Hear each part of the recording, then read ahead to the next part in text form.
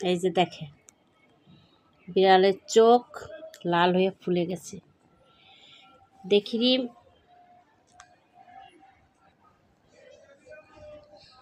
এরকম হওয়ার কারণ ফ্রিজের থেকে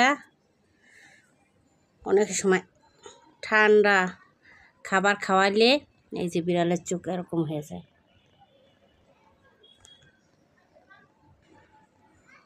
ভালো করে পরিষ্কার করিয়া সুতি ডোমা দিয়া পরিষ্কার করিয়া কি অবস্থা হয়ে গেছে চোখটা। আর পার্সিয়ান ক্যাট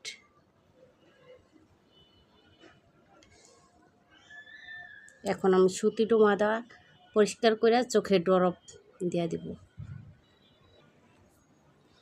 কিন্তু আলতোভাবে পরিষ্কার করতে হবে, হয়তো ধরতেই দিব না।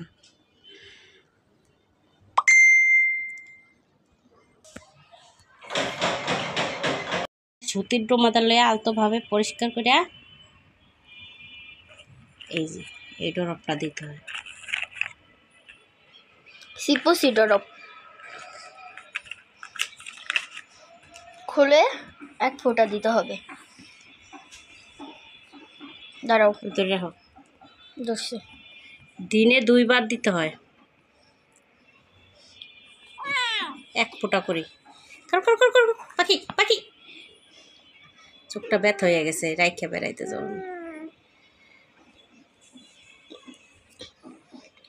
দাঁড়াও দাঁড়াও দাঁড়াও রিম।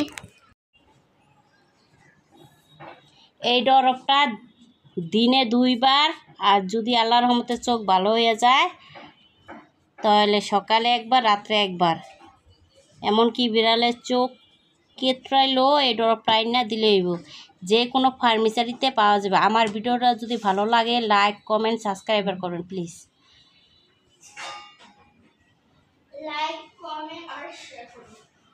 শেয়ার করতে ভুলবেন না। আল্লাহ হাফেজ।